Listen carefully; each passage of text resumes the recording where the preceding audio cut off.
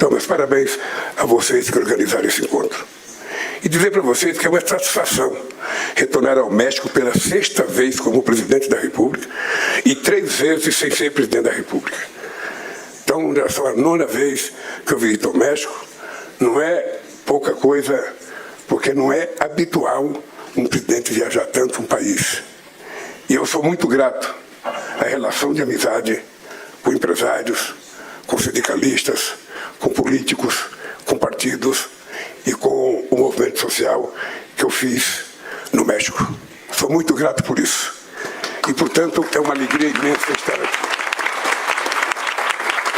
O problema do presidente da República ler um discurso, como normalmente ele é o último a ler o discurso, ou seja, tudo que está colocado aqui, inclusive os números, já foi dito pelo empresário mexicano que falou e pelo Jorge Viana, que nós somos as 2 maiores economias da América Latina, que nós exportamos 8 bilhões e meio, importamos 5 bilhões e meio, que o nosso fluxo chegou a 14 bilhões e um pouco mais, que nós temos 340 milhões de habitantes, que a nossa economia é quase 4 trilhões e meio, maior do que a da Alemanha. Tudo isso já foi dito.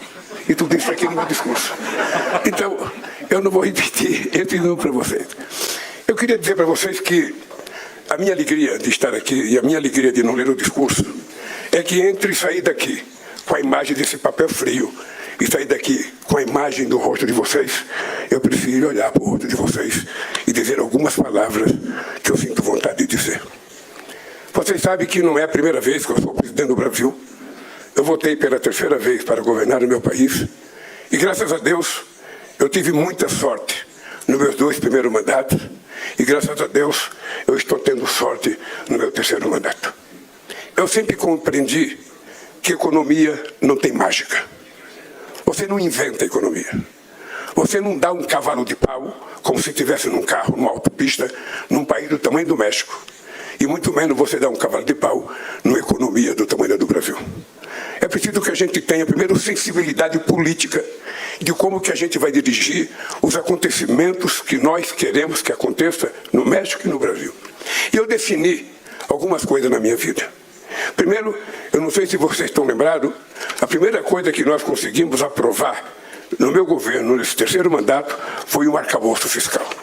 Porque era preciso garantir ao povo brasileiro, ao mercado e ao mundo que a gente iria ter muita estabilidade, muita responsabilidade fiscal. Depois, eu defini que a gente precisaria ter estabilidade econômica. Para que a gente tivesse estabilidade fiscal, estabilidade econômica, a gente precisaria ter estabilidade política. Para que a gente tivesse esses 3, a gente precisaria ter um 4º componente, que é a estabilidade social. E para ter todas essas 4 coisas, era preciso ter uma 5ª, que era a estabilidade jurídica. E a última era que a gente tivesse um governo com muita previsibilidade, que ninguém fosse pego de surpresa com medidas feitas nas caladas da noite. Uma conversa muito franca com empresários brasileiros, com empresários de outros países, para que a gente pudesse oferecer ao Brasil a serenidade e a tranquilidade que o país precisava para ser governado. Vocês sabem que eu votei a presidência do país e todo mundo achava que o Lula ia voltar muito nervoso para governar o Brasil pelo que tinha acontecido comigo, pela canalice que fizeram comigo durante um determinado tempo. E quando eu voltei a presidir o país, eu voltei predestinado a deixar o passado de lado e não trabalhar com o fígado, mas trabalhar com o coração e com a cabeça. Numa perspectiva de construir o futuro.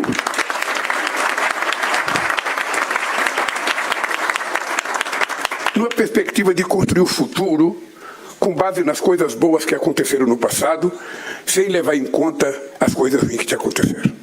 Porque não é possível você governar com o fígado. Não é possível você governar com ódio ou rancor de alguém.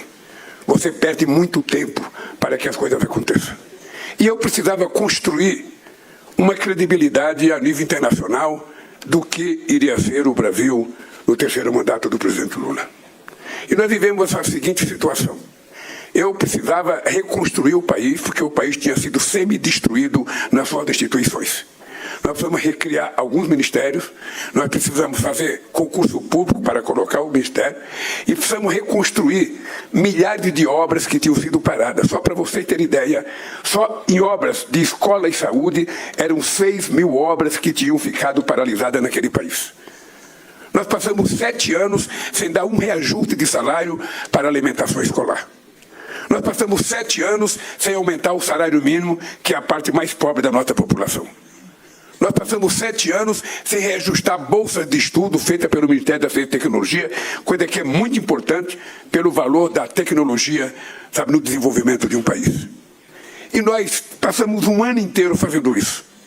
E eu tinha encontrado com a diretora-geral do FMI em janeiro, no encontro do G7 em Hiroshima, e ela, com a certeza absoluta dos grandes burocratas internacionais, ela me disse, olha, Lula, a economia do Brasil vai crescer 0,8% esse ano.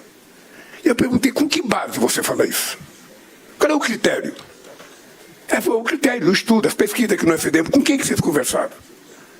Você precisava ter conversado comigo, ter conversado com a Haddad, ter conversado com as pessoas que fazem parte do governo agora, porque a gente vai crescer mais do que isso, porque a gente precisa crescer mais do que isso.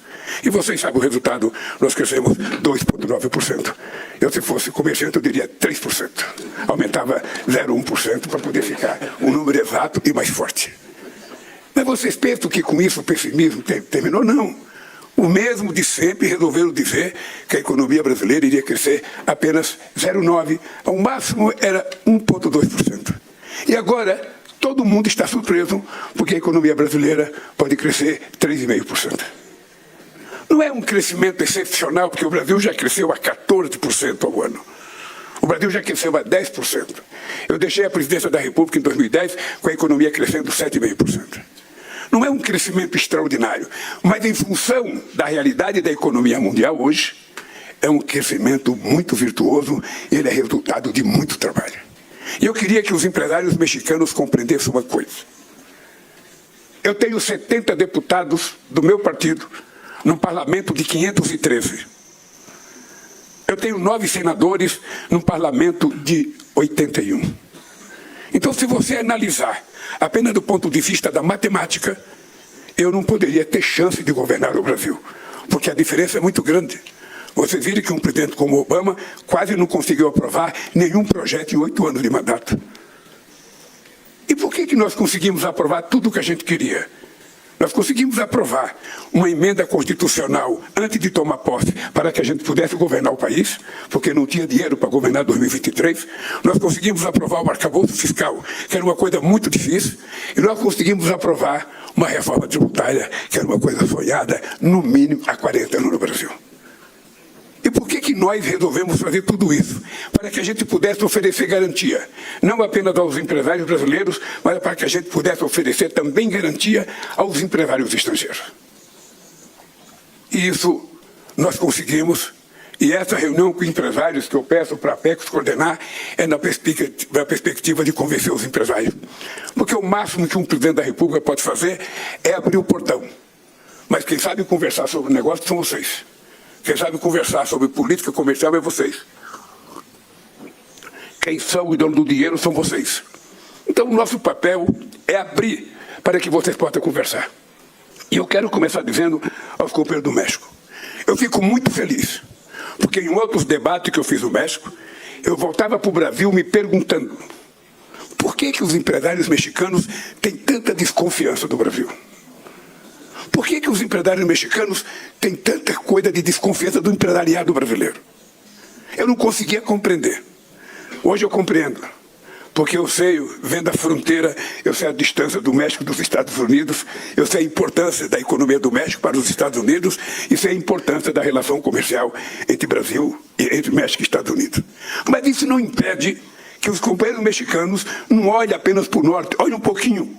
E vão perceber que tem muitas possibilidades num país chamado Brasil, com 200 milhões de habitantes e com um PIB razoavelmente grande e com uma participação na economia razoável.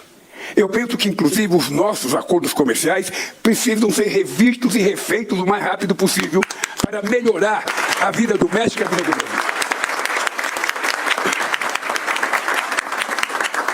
Eu fico feliz quando eu vejo que um companheiro a quem eu aprendi a admirar, pelo Celso Amorim e pelo companheiro Mauro, que vai ser ministro da economia desse país. Só que o ministro da economia aqui cuida de comércio, não cuida muito da economia. E fico muito feliz ainda que meu amigo Lázaro Kádaro foi escolhido chefe de gabinete da futura presidenta. Então o jogo começa muito importante para nós. O jogo começa com uma jogadora que é extraordinário. O fato de vocês terem eleito uma mulher para presidir esse país é uma coisa excepcional. E ela está montando um governo que, pelo começo, parece que vai ser um governo comprometido com as melhores práticas do exercício da democracia e da relação plural que o México tem que ter com o mundo e que o Brasil tem que ter com o México. Por isso eu penso que vocês, companheiros empresários e companheiras, não têm que ter medo. Sentem em volta de uma mesa. Veja quais são os problemas que dificultam as nossas relações comerciais. E vamos ver se a futura presidenta da República e eu temos sabedoria de fazer com que as mudanças possam beneficiar o povo do México e o povo brasileiro. Eu já sou grato ao comportamento do meu companheiro López Obrador. Eu sou muito grato pela facilidade com que ele fez, com que nós abrimos negociação, pela política de combate à inflação que permitiu exportação brasileira para cá. E eu acho que a Cláudia deve não só ter aprendido com essa prática produtiva, como ela sabe que tem que fazer mais e melhor ainda. Esse é o futuro do sucessor. Quando eu voltei para a presidência da República, eu tinha na cabeça o seguinte: eu não posso ser pior do que eu já fui. Eu tenho que ser melhor. Eu preciso fazer um governo mais eficaz, um governo mais competente. Não precisava crescer a 7,5%, não. O que precisa é crescer, mas o crescimento do crescimento é você distribuir de forma equitativa o resultado do crescimento. Porque o crescimento não é feito apenas pelo governo, pela política do governo, pelos empresários. O crescimento é feito pelo exercício e o sacrifício de milhões de trabalhadores que levantam 6 horas da manhã todo dia, trabalham até 5 horas da tarde e muitas vezes ganham pouco diante das suas necessidades. Esse é o desafio que existe para o México e para o Brasil. Como a gente vai conseguir criar uma sociedade em que a gente não tenha tanta gente passando muitos dias sem comer e pouca gente comendo muitos dias? Como é que a gente faz isso? Como é que a gente resolve o problema da pobreza? Eu, inclusive, quero convidar a nossa presidenta Cláudia, quando ela for no G20, no Rio de Janeiro, para que a gente participe da aliança de combate à desigualdade, à fome e à pobreza. Porque não tem explicação num país como o México ter fome. Não tem como explicação um país como o Brasil ter fome. Nós tínhamos acabado com a fome em 2014. Quando eu voltei agora, tinha 33 milhões de pessoas em situação de fome. Nós já tiramos 24 milhões e meio em 1 ano e 9 meses. E vamos acabar definitivamente com a fome até 2026. Esse é um compromisso ético, moral, religioso. E o potencial da economia mexicana é extraordinário. O potencial da economia brasileira é extraordinário. Eu acho que nós ainda não conseguimos utilizar, 70% do potencial que nós temos. E por isso é que nós precisamos fazer novos acordos. Discutir a fundo, sem medo de discutir. Tendo sempre em conta que uma boa política de relação comercial é uma via de 2 mãos. Eu quero vender, mas eu quero comprar. É preciso que haja um balanço equilibrado, nessa relação política comercial. Porque ninguém aguenta ter déficit a vida inteira. É preciso que a gente tenha um equilíbrio. E é assim que nós temos que trabalhar. E é por isso que eu faço questão de conversar com os empresários. Porque eu preciso trazer de volta a civilidade na relação política do Brasil, que perdeu a civilidade. Vocês sabem que o Brasil passou 4 anos no obscurantismo. Ou seja, o Brasil não visitava ninguém, ninguém visitava o Brasil não participava de nada, ninguém ia lá. Uma coisa inexplicável para um país que é a 8ª economia do mundo. Para um país que não tem contencioso internacional e nem queremos ter contencioso. Por isso é que eu sou contra a guerra da Rússia e da Ucrânia. A guerra não traz absolutamente nenhum benefício a ninguém. O que ela vai trazer é o resultado do benefício da reconstrução de coisas que já estavam construídas e a gente não consegue trazer de volta as vidas destruídas. É por isso que eu sou contra e condeno o que Israel está fazendo no Líbano agora, atacando e matando pessoas inocentes, porque só aparecem nos jornais os líderes que eles querem matar, mas as pessoas inocentes que morrem não aparecem. É por isso que eu sou contra a chacina na faixa de Gaza, porque já morreram mais de 41 mil mulheres e crianças. E depois você vai ter que reconstruir o que levou séculos para ser construído. Então a guerra é a prova da insanidade do ser humano.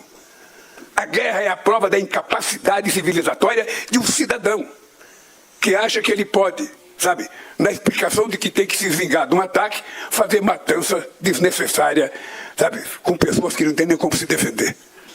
Então o Brasil quer ser uma zona de paz. O meu país não precisa de guerra, não precisa de conflito. Se precisar, eu faço 10 reuniões, 20, 30 reuniões, para que a gente possa chegar a um denominador comum, porque é isso que vai ajudar o nosso crescimento. México já tem 500 anos, o Brasil já tem 500 anos. Acho que está na hora da gente virar economia altamente desenvolvida. Nós temos base intelectual nas nossas universidades, nós temos ciência e tecnologia.